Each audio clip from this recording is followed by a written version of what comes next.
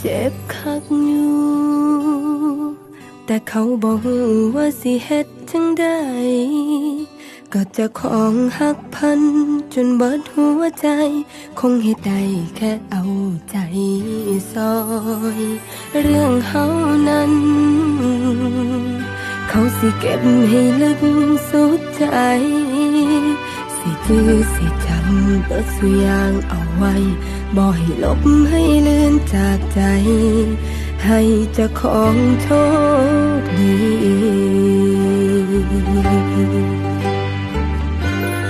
ก็เป็นอย่างเขาเข้าใจไปโลดไปบ่ต้องห่วงอย่างหลายก็เป็นบ้าปวง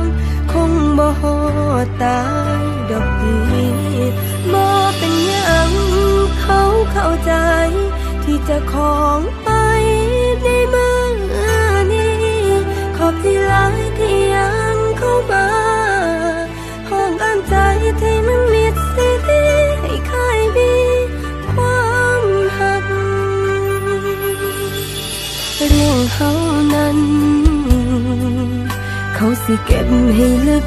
สุดใจสิจื้อสิจำเบิดสุอย่างเอาไว้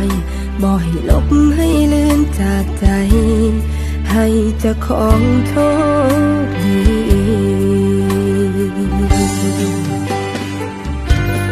ก็เป็นอย่างเขาเข้าใจไปโลดไปบ่ต้องห่วงอย่างหลายก็เป็นบ้าปวง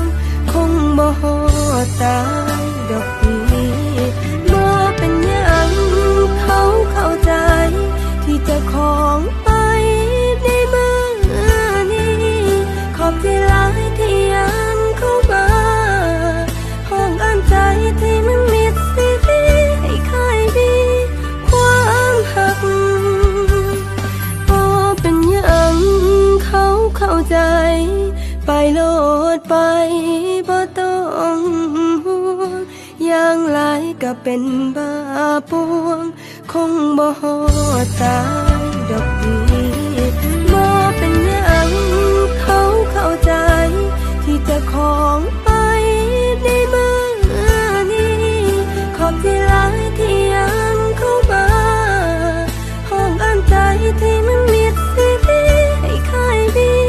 ความหักจะของไปโลดไปบ่เป็นอย่างเขาเข้าใจ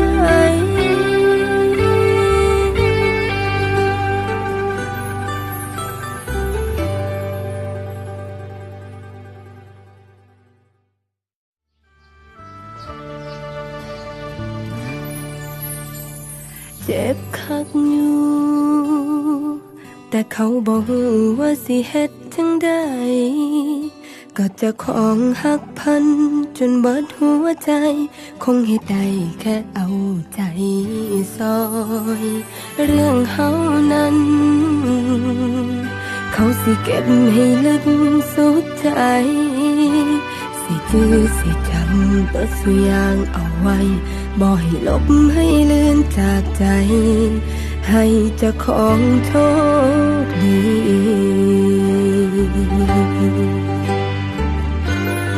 ก็เป็นอย่างเขาเข้าใจไปโลดไปบ่ต้องห่วงอย่างหลายก็เป็นบ้าปวงคงบ่ฮอดตายดอกดีบ่เป็นอย่างเขาเข้าใจที่จะของไปในมือนี้ขอบที่หลายที่ยังเข้ามาห้องอ่านใจที่มันมิดสิดีให้ใครมีความหักเรื่องเฮานั้นเขาสิเก็บให้ลึกสุดใจสิจื้อสิจำเบิดสุอย่างเอาไว้บ่ให้ลบให้เลือนจากใจให้เจ้าของ